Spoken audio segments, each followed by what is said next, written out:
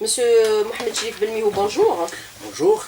Alors avec le jet du financement non conventionnel, la planche à billets, d'où le gouvernement va-t-il trouver l'argent nécessaire pour financer l'économie? Quelles sont les marges de manœuvre dont dispose le gouvernement aujourd'hui? Monsieur Mouti. À présent, il est effectivement intéressant de poser cette question parce que lorsqu'on a mis en marche la planche à billets, on a fait des calculs sur les déficits des années à venir. Et là, subitement, on dit qu'on va geler l'utilisation de la planche à billets. Cela veut dire qu'on a réfléchi à des solutions alternatives pour financer le déficit budgétaire et les investissements publics à venir. D'une part, je pense que c'est beaucoup plus de la communication, parce que sur les montants déjà tirés, il y a presque 40% qui ne sont pas encore utilisés. Donc, ils sont en réserve et le gouvernement va utiliser cet argent. Donc, ce n'est pas une déclaration importante de dire ça, parce que l'argent de la planche à billets est déjà disponible, il n'a pas été consommé. Moi, je dis tant mieux qu'on ne tire pas encore, mais ce qu'il faut dire, c'est que on n'a pas réfléchi à une solution alternative. Ça, je pense que c'est sûr. Parce que d'une part, on n'a pas touché aux autres sources de financement. On n'a pas parlé de la fiscalité ou de l'assiette fiscale ou d'autres sources de financement sur le marché financier. On n'a pas parlé du financement par l'endettement extérieur, même si le ministre a déclaré que ce n'est pas un tabou. Donc on revient, je pense qu'on est revenu un peu de la récréation, qu'on a créé pendant maintenant presque une année autour de la planche à billets. On est revenu sur terre pour réfléchir sur des solutions réalistes et que l'endettement extérieur n'est pas un crime et qu'il faut réfléchir à toutes les solutions possibles et que la planche à billets n'est pas la planche du salut national. Mais quelles sont les alternatives aujourd'hui possibles pour un peu remplacer la planche à billets ou le financement non conventionnel, quand on sait aussi que le Trésor public actuellement connaît un énorme déficit financier?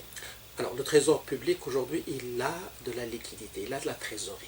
Ça, je pense qu'il l'a, puisqu'on vient de parler de la planche à billets. Mais quant aux solutions à trouver pour 2020, essentiellement, c'est dans la loi de finances 2020 qu'on va voir éventuellement des solutions ou des alternatives au financement non conventionnel. Là, on ne peut pas échapper à agir à la fois sur la dépense et sur les ressources. Sur la dépense, je pense que le train de vie de l'État doit être revu à la baisse. Je pense, je l'avais écrit dans un article, qu'il faut baisser les dépenses de fonctionnement, les budgets de fonctionnement d'au moins 10% hors salaire. Parce que là, les salaires représentent beaucoup, 80-85%.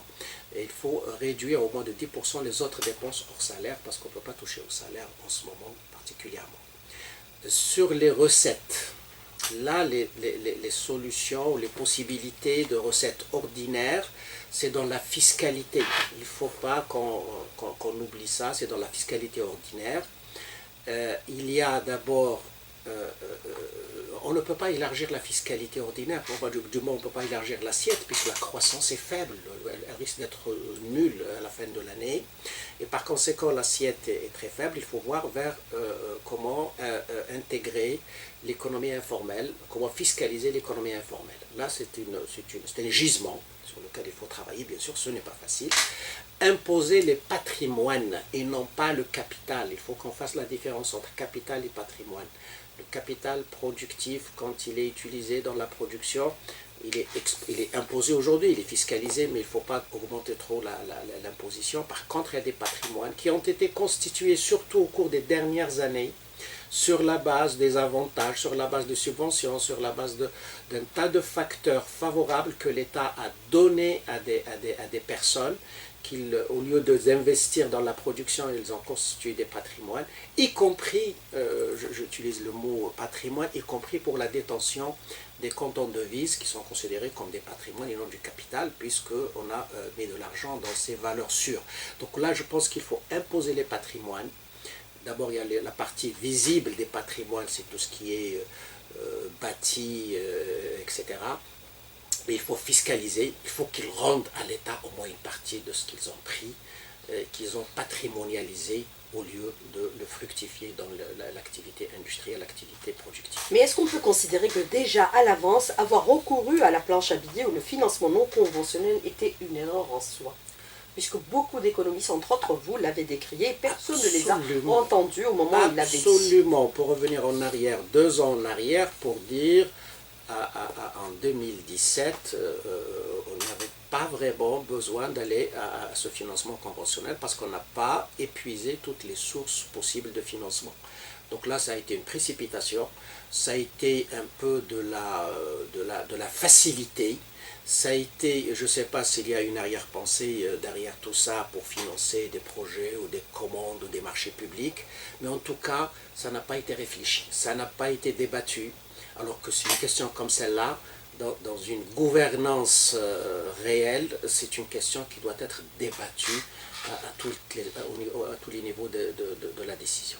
Alors, il y a eu plusieurs déclarations du ministre des Finances actuel qui a indiqué que sur les 6 553 milliards de dinars mobilisés dans le cadre du financement non conventionnel, ce qui est appelé bien sûr la planche à billets, environ 5 500 milliards de dinars ont été injectés dans l'économie. Il reste 1000 milliards de dinars environ qui seront mobilisés à partir, bien sûr, qui sont mobilisés pour bien sûr en partie financer le déficit du trésor pour l'exercice en cours. Comment expliquer qu'on est passé d'un pays relativement riche à un pays qui se retrouve en situation de déficit et d'endettement interne? C'est ça, c'est toute la gestion des années passées, toute la question de la gouvernance. Ce sont des questions très importantes. On n'évalue pas le coût des choses, donc on affecte des ressources budgétaires, on ne regarde pas les signaux du marché, on a toujours utilisé le populisme, et donc l'économie ne s'accommode pas avec des décisions irréfléchies, des décisions irrationnelles. Ça aboutit à des situations d'impasse comme celle-là. L'orthodoxie financière exige qu'il y a respect de certaines règles élémentaires dans une économie. On ne gère pas une économie sur le plan des finances publiques comme on gère sa poche ou sa caisse personnelle. Donc là, parce que toute erreur conduit le pays dans des situations de perte de souveraineté. Je vais jusque-là, puisqu'on a utilisé ce mot souvent, la souveraineté. Mais la souveraineté, c'est quand un pays ne gère pas correctement ses finances publiques. Plutôt que de dire je ne vais pas au financement extérieur parce que c'est une question de souveraineté. Il n'y a pas plus ridicule que cela. Alors, est-ce qu'on peut considérer qu'on a bâti l'économie sur la commande publique, la paix sociale et non sur des bases de la productivité? Absolument, non, ça, je pense que c'est un invariant. L'économie algérienne fonctionne depuis longtemps, mais particulièrement depuis 20 ans avec l'embellie financière. Bien avant 20 ans aussi. Oui, bien avant, mais depuis, je dis parce qu'il y avait les prix du pétrole qui ont augmenté, et là on est devenu totalement sonné par les recettes, et on n'a fait que de la commande publique. Et on a pensé, ceci est possible, hein, écoutez, les théories économiques sur cette question sont là, elles ont donné des résultats dans beaucoup de pays, le modèle keynésien, la croissance par la commande, ce n'est pas quelque chose de nouveau. Mais quand on fait la croissance par la commande, il faut que cette croissance soit soutenue et que cette croissance soit une vraie croissance et non pas de l'importation. Donc on n'a pas suffisamment investi dans le système productif, on a investi dans les infrastructures, ce qui est bon, mais quand on fait un surinvestissement dans les équipements par rapport aux investissements productifs, aujourd'hui nous avons des infrastructures qui ne sont pas utilisées parce que le système productif n'a pas suivi. Et donc nous avons une autoroute qu'il faut rembourser. Vous savez, ça a coûté très cher et aujourd'hui on est incapable de mettre en place un péage parce que ce péage peut nous rapporter quelques 700 milliards de dinars par an.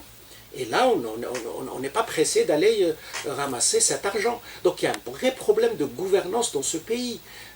On investit, on met de l'argent un peu partout, mais on ne cherche pas le retour de cet argent. On n'évalue pas combien coûtent les projets. On injecte, on donne des autorisations d'investissement. L'économie algérienne est gérée par l'administration. Elle est gérée par des règles administratives. L'économie a ses règles. L'administration ou les règles administratives sont des instruments et non pas des régulateurs. Et là, on est dans des situations vraiment comme arrêter d'importer, comme la décision de supprimer telle ou telle chose, sans réfléchir. On est dans une gestion de caisse. La caisse se vide, je ferme la caisse, je prends la clé et je me sauve. Non, je ne pense pas que c'est comme ça. L'économie, ça doit continuer. L'économie, c'est de la régulation, Donc il faut continuer à travailler, il ne faut pas arrêter la machine économique. Mais gérer aujourd'hui l'économie gérée par des mécanismes administratifs, c'est votre déclaration, mais réguler l'économie par les interdictions des importations, est-ce la solution? Ah ben ça, c'est de l'administratif, ça. Interdire, c'est un acte administratif, mais on n'a pas réfléchi aux conséquences d'arrêter les importations. Qu'on impose des taxes, oui, hein, pour justement limiter les importations de biens qui ne sont pas nécessaires, etc., etc. Mais on n'interdit pas l'importation de biens d'équipement, on n'interdit pas les inputs, etc., etc. Donc interdire est un acte administratif et il ne s'accommode pas avec le système économique qui a besoin d'être au contraire fluide, etc., etc. Aujourd'hui, on a essayé tout. Hein, on a interdit, on a mis les licences, mais ça veut dire qu'on se cherche. Et on n'a pas une vision sur notre commerce extérieur. L'Algérie n'a pas une politique du commerce extérieur. Elle ne l'a jamais eue. Et jusqu'à présent, il y a une loi sur le commerce extérieur qui date de plusieurs années déjà, mais qui ne traite pas de ces questions. On est toujours dans la situation d'un monopole sur le commerce extérieur, dans nos réflexions, mais dans la réalité ce n'est pas un monopole. Il y a encore des passe-droits, il y a encore des situations inexplicables, mais il faut avoir une politique de commerce extérieur articulée au système productif national. Mais est-ce qu'il faut aussi parallèlement assumer ses choix, puisque l'Algérie, déjà, il y a pratiquement 5 ans, quand elle a commencé à faire le montage de véhicules, elle a fait le choix du SKD et le CKD, c'est-à-dire l'importation et le montage en Algérie, que ça concerne aussi bien l'électronique, l'électroménager ou l'automobile. Est-ce qu'il faut aussi, parallèlement à cela, assumer aujourd'hui ses choix, ne pas dire, voilà, on a fait une erreur, donc on ferme tout? Non, non, non, il faut assumer ses choix, bien sûr. Moi, je ne compare pas l'industrie automobile avec l'industrie, avec les autres industries manufacturières. L'électronique, l'électroménager, il y a beaucoup de... Ils sont concernés aussi par les interdictions. Je pense que c'est une erreur que d'arrêter l'activité de ces entreprises aujourd'hui, qui ont commencé à faire de l'intégration tout de même. Il y a dans des secteurs d'électroménager, on est jusqu'à 40-50%. Donc il y a des résultats qui sont là. Il ne faut pas aujourd'hui arrêter de façon subite de cette importation des collections, des pièces, et on va perdre l'intégration des 40-50%. Pour l'automobile, c'est différent. D'abord, le montant est plus grand et plus important, et puis l'intégration, il y a zéro intégration. On ne fait pas de l'intégration parce que c'est plus complexe. Je ne dis pas que c'est plus complexe. Mais c'était un choix au départ du gouvernement algérien. C'est un choix mauvais. Et on ne peut pas installer... Tout le monde l'avait dit à un moment donné aussi. Ils avaient fait même, les économistes, un comparatif avec ce qui s'était fait dans un pays voisin, notamment le Maroc, et ce qui se fait actuellement en Algérie. On a commencé par industrialiser la sous-traitance. La Tunisie est un pays exportateur de pièces de rechange depuis 20 ans pour de grandes marques européennes. Le Maroc l'a fait. Il y a un écosystème qu'il faut mettre en place, mais on ne va pas installer en l'espace de 2 ans, 5 constructeurs en Algérie, ça veut dire pour le marché algérien. Et il n'y a pas de la place pour 5 constructeurs, c'est impossible. Le marché est de 250 000 ou 300 000, on ne va pas installer 5 constructeurs parce qu'aucun des constructeurs n'atteint le niveau pour lui permettre de faire des économies d'échelle. Et donc là, c'était une erreur dès le départ. L'automobile, et on est en train de voir un peu les conséquences aujourd'hui, parce que ce secteur, dans 6 mois, vous allez voir ces usines fermées. Inévitable. Alors, monsieur Mohamed Cherif Belminoum, je voudrais revenir avec vous. Bien sûr, c'est ce que vous avez déclaré dans la première partie de l'invité de la rédaction. Vous dites ces usines, dans 6 mois, seront totalement fermées. Est-ce qu'on peut considérer que nous passons d'une crise politique à une crise économique, et puis nous allons avoir en face une crise sociale avec la fermeture de ces usines, ou pas du tout, on peut l'éviter? Attendez, il faut nuancer un peu, relativiser l'importance de l'emploi dans ces usines. Ce n'est pas des usines qui emploient beaucoup de personnes. Par contre, ce qui est inquiétant, c'est les autres secteurs aussi qui sont concernés par la crise aujourd'hui.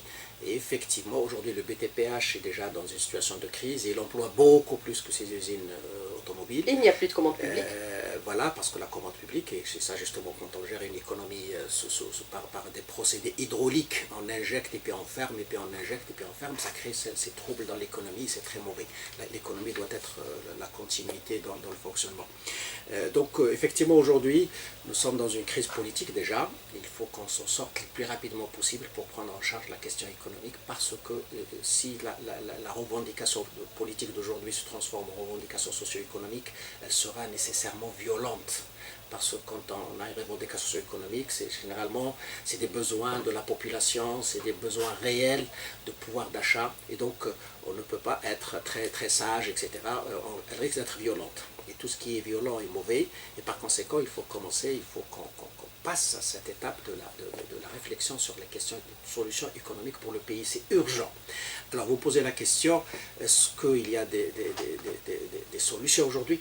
Moi, je dis toujours, enfin, je le dis il y a depuis une année, qu'il y a encore possibilité de redresser l'économie à terme, hein, dans 2, 3 ans, 4 ans, voire 5 ans. Mais il faut qu'on commence tout de suite. Aujourd'hui, nous avons la possibilité de redresser l'économie par 2 facteurs importants. Le premier, nous avons des réserves de change. Et encore une fois, les réserves de change, ce n'est pas une richesse. C'est uniquement de la monnaie étrangère dont la contrepartie en dinars a été déjà consommée. C'est de l'épargne. Même presque. Non, c'est la contrepartie de ce qui est déjà en circulation. Quand on veut acheter à l'étranger, on vous demande d'apporter dinars, on vous donne la contrepartie en devise. Ce n'est pas une richesse qu'on veut convertir encore les dollars en dinars, etc. Donc c'est fini, ça a été déjà fait. Mais nous avons cette couverture des importations. L'économie ne peut pas tomber en panne, on peut continuer à importer des équipements, on peut continuer, si on a des dinars, on peut continuer à importer des produits de consommation de base, on peut continuer à importer des inputs pour l'industrie, etc. Ça c'est une bonne chose parce qu'on ne peut pas faire un redressement si on n'a pas cette possibilité. Deuxièmement, je pense qu'on a la possibilité d'aller rapidement vers une politique d'IDE. On ne peut pas échapper aux IDE. Les investissements directs étrangers. Les investissements directs étrangers. Parce que soit on emprunte à l'étranger pour monter des industries en Algérie, etc., soit aller vers les IDE. Moi, je suis plutôt pour aller vers les IDE. Et ça, c'est un axe sur lequel il faut travailler. Et les IDE, c'est supprimer le 51-49. C'est un obstacle malgré ce qu'on a raconté depuis 10 ans, depuis 2009, on raconte que ça n'a pas été un obstacle, etc. C'est un obstacle pour beaucoup d'investisseurs.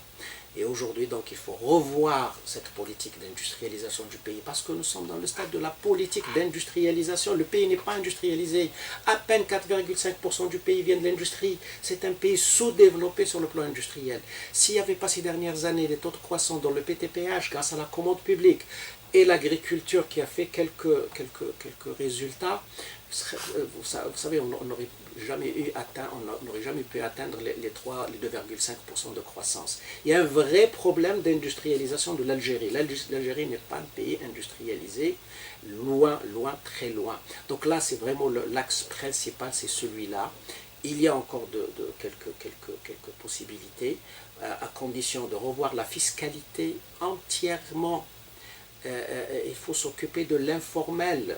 Augmenter le taux de recouvrement au niveau de la fiscalité. Il était de 11%, on voulait l'augmenter de 5%, mais est-ce qu'il va falloir encore l'augmenter davantage au lieu de recourir par exemple à la fermeture des usines parce qu'il y a défaut de facturation ou parce qu'ils trichent avec le fisc? Voilà encore une décision administrative.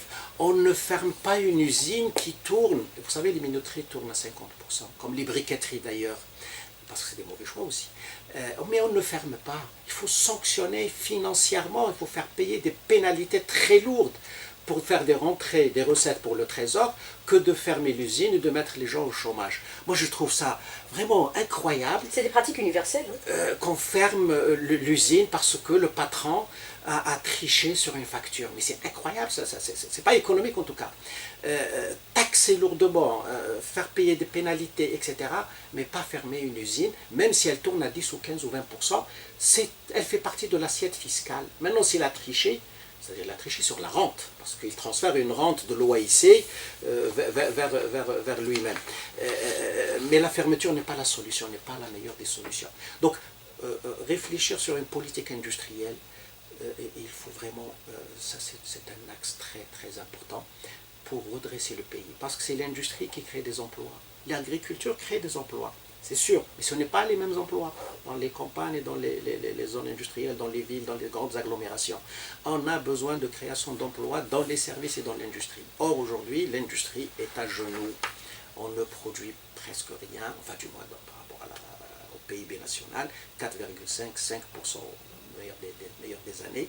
Donc, ça dure depuis pratiquement une trentaine d'années. Ah oui, là c'est structurel, là, je ne mets pas ça sur une période particulière, ça dure depuis longtemps, effectivement, on n'a jamais eu de politique industrielle sérieuse, on n'a jamais eu de politique de commerce extérieur sérieuse. Donc c'est sur ces axes qu'on peut redresser l'économie nationale. Je dis que c'est possible encore, mais chaque jour qui passe rend la solution encore plus difficile. Qu'est-ce qu'il faudrait discuter, lancer un débat autour de cette question impérativement pour mettre en place les véritables mécanismes de développement de cette économie, libérer l'économie, laisser les gens travailler, laisser les gens investir. Laisser les gens travailler, l'acte d'investir doit être totalement libre. Mais avant ça, il y a une question... L'État doit revenir à ses missions régaliennes, la régulation. Oui, il y a une question fondamentale, il faut qu'on le discute. C'est une question nationale. C'est les subventions. Il faut dire la vérité aux Algériens. On ne peut pas continuer à transférer des sommes d'argent, des budgets, sans contrepartie. On ne peut pas continuer à payer le carburant au tarif actuel. On ne peut pas continuer à payer l'électricité au tarif actuel.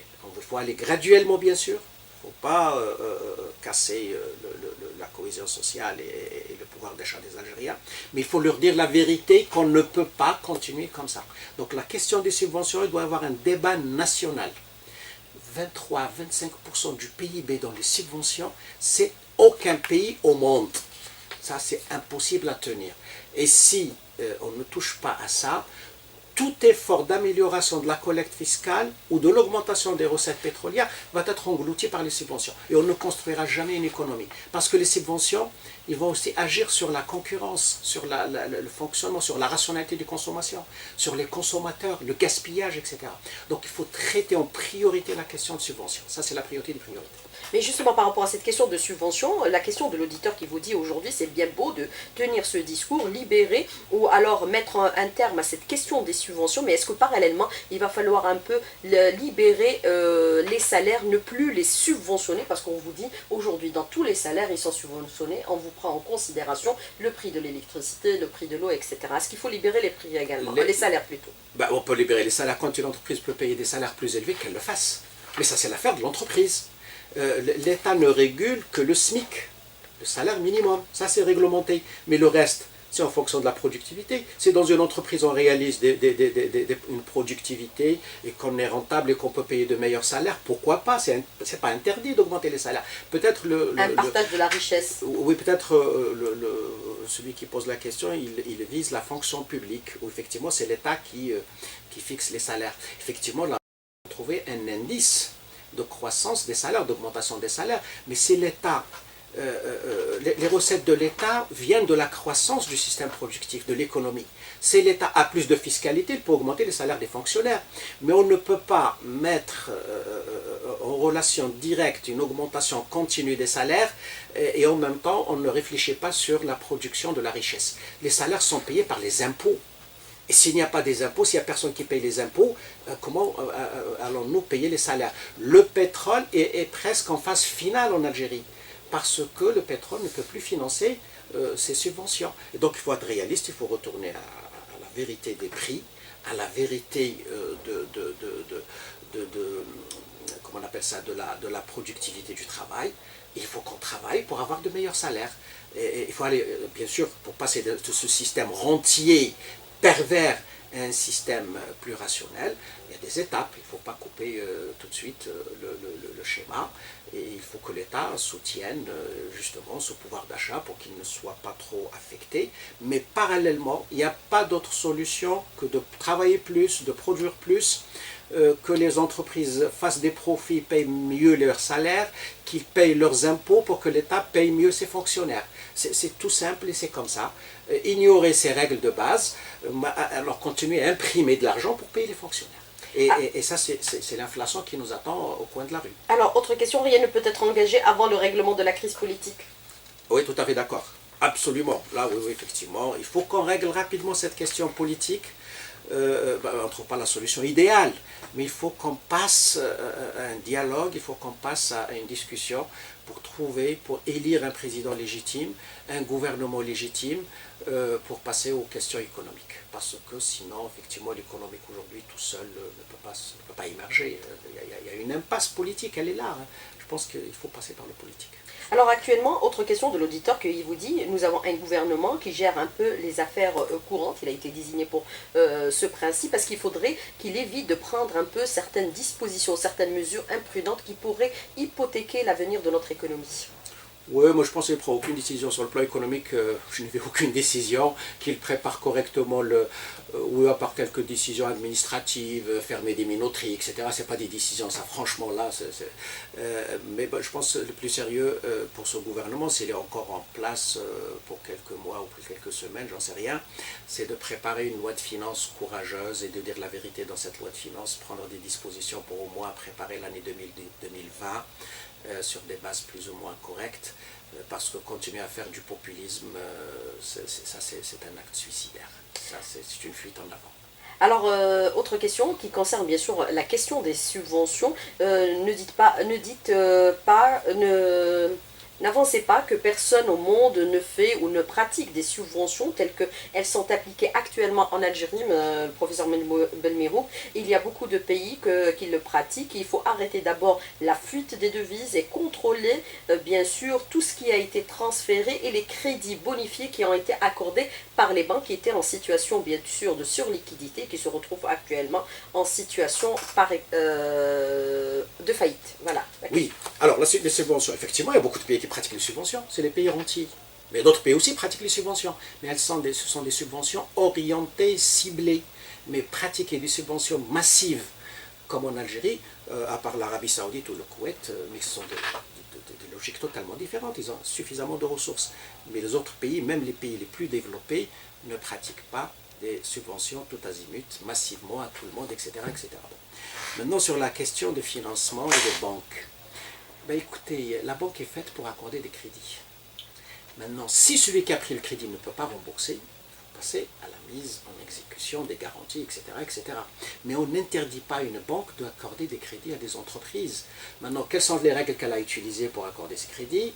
Sur la pertinence du projet, sur le business plan présenté, s'il y a du trafic et de l'influence à ce niveau-là, je suis d'accord que c'est condamnable. Mais on ne reproche pas à quelqu'un qui a un crédit et qu'il est en train de le rembourser et qu'il est à jour dans ses échéances, de lui dire vous avez pris un crédit il y a 10 ans et qui n'était pas conforme, etc. Moi je pense dans ce cas, s'il est en mesure de payer, de rembourser son crédit, il faut le laisser continuer à rembourser son crédit. Mais accorder des crédits financiers au-dessus du montant de l'hypothèque, c'est illégal également. Oui, d'accord. Mais s'il est en mesure de rembourser aujourd'hui, pourquoi revenir en arrière? C'est ça, le coût est parti. Laissez-le finir son investissement, ou s'il est en train d'exploiter, s'il peut rembourser plutôt que de l'arrêter, de lui dire vous avez pris un crédit il y a 10 ans dans des conditions pas normales. Alors il vous dit mais écoutez, je suis en mesure de le rembourser aujourd'hui, j'ai une usine qui tourne et j'ai un flux de trésorerie. Ben, autant les laisser payer son crédit plutôt que d'arrêter l'usine ou de je sais pas quoi. Non, il faut étudier les cas par cas.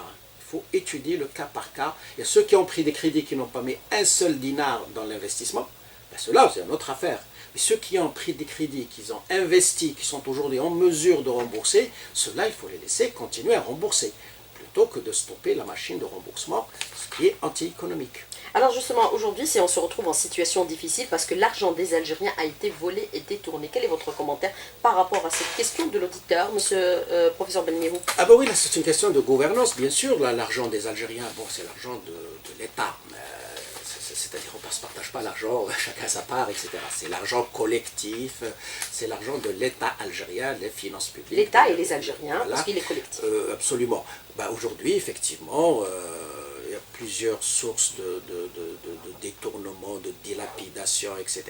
C'est l'affaire de la justice. C'est pourquoi, aujourd'hui, les affaires sont traitées, bien ou mal, j'en sais rien, c'est l'affaire entre les mains de la justice et des instances compétentes dans ce domaine. Sur quoi il faut réfléchir, c'est sur que ces situations ne se reproduisent pas. C'est ça, je pense, aussi ce qui nous intéresse aujourd'hui. Le passé est traité et pris en charge. Bon. Maintenant, il faut mettre en place une gouvernance pour que ces choses ne se reproduisent pas dans l'avenir. Ça, c'est la grande question de la gouvernance publique. La gouvernance publique, c'est 3 ou 4 principes qui sont appliqués dans tous les pays du monde, les plus évolués, les plus démocratiques, les plus modernes. C'est la transparence des comptes publics. Il faut qu'on ait une transparence que les Algériens, s'il a envie, s'il est curieux de voir où est l'argent algérien, qu'il ait la possibilité de le faire. Transparence des institutions, de la Banque d'Algérie, du ministère des Finances, des publications, etc. Deuxièmement, rendre compte. Il faut qu'on rende compte. Un décideur public doit rendre compte devant les élus, devant les commissions parlementaires, devant les instances de contrôle. Ça, c'est très important, rendre compte. Responsabilité et la performance. Chaque dinar dépensé doit être justifié et doit produire des effets. Pas uniquement des effets financiers, il y a des dinars dans les services publics, etc. Donc l'évaluation, ce qu'on appelle l'évaluation. La gouvernance, c'est ça. Donc, si on met en place un système comme celui-là, la situation d'aujourd'hui ne va pas se reproduire. Et ça, c'est fondamental. Mais aujourd'hui, ce qu'on découvre avec bien sûr tous ces procès qui sont en cours et traités par la justice, les affaires de détournement, d'abus de pouvoir, les transferts illicites, corruption, c'est que ce sont des montants inimaginaires qui ont été dilapidés. Comment cela a pu se passer? On s'est réveillé, on découvre tout cela du jour au lendemain. Comment cela a pu se passer? La preuve, non, que c'était pas, on ne s'est pas réveillé, on a trouvé la situation parce que les dossiers sont déjà ficelés, ils sont là. Donc ils étaient dans les tiroirs. Non, on a des services qui ont travaillé, il y a des inspections, j'imagine, l'inspection des finances, l'Office national de lutte contre la corruption, les services de sécurité. Moi, je pense qu'ils ont déjà les dossiers depuis plusieurs années, qui sont dans les tiroirs. C'est la gouvernance, c'est le problème de gouvernance. On a reçu les dossiers, on l'a mis dans le tiroir pour protéger X ou Y, parce qu'il y a des intérêts, etc. Ah, absolument, non.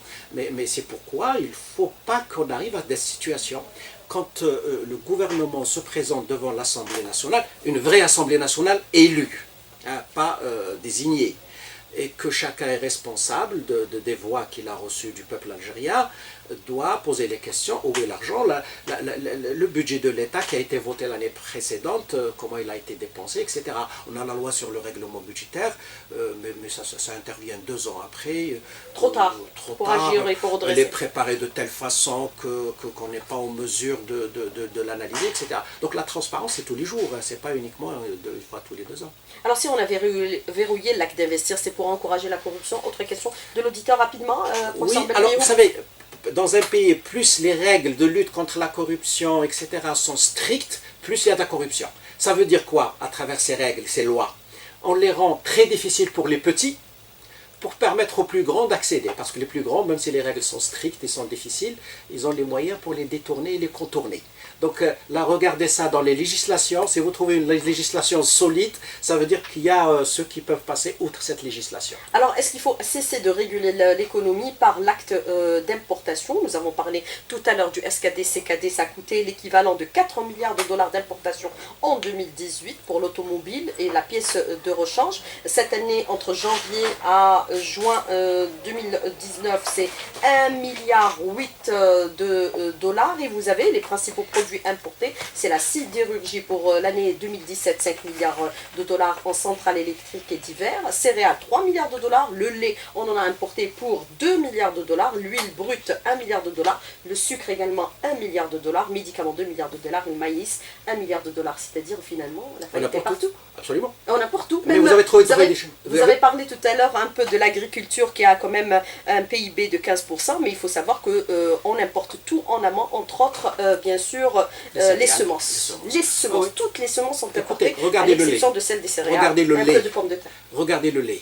Faites la somme des productions de lait par wilaya. 2 milliards de dollars d'importation. Vous allez trouver qu'on n'a presque plus besoin d'importer du lait. Mais on l'importe. Parce qu'il y a des intérêts liés à l'importation au commerce extérieur. Il y a des importateurs attitrés qui doivent continuer à importer. Et ça, qui bénéficient du lait subventionné, la poudre, pour faire de la transformation. Il y a du lait frais jeté dans 3 wilayas au moins. Sétif, Sogaras et Tarf. Regardez la collecte de lait dans ces wilayas, vous allez voir les montants, les volumes considérables, certainement d'autres wilayas. Et on continue à importer. Il y a d'autres produits aussi. On est dans l'autosuffisance, ou presque, et on continue à importer. Non, c'est un vrai problème. C'est ça la gouvernance. C'est celle-là la gouvernance. Et il faut aller justement dans le sens de traiter ces problèmes, dans la transparence et la tranquillité, bien sûr. Alors, professeur Mohamed Chérif Benihou, merci d'avoir répondu à nos questions, d'avoir été en direct avec nous ce matin dans le studio. Je souris énormément ce matin parce qu'un auditeur m'a demandé d'inviter pour demain matin Monsieur Belmadi pour l'équipe nationale. Merci beaucoup, bonne journée et bravo à notre équipe nationale.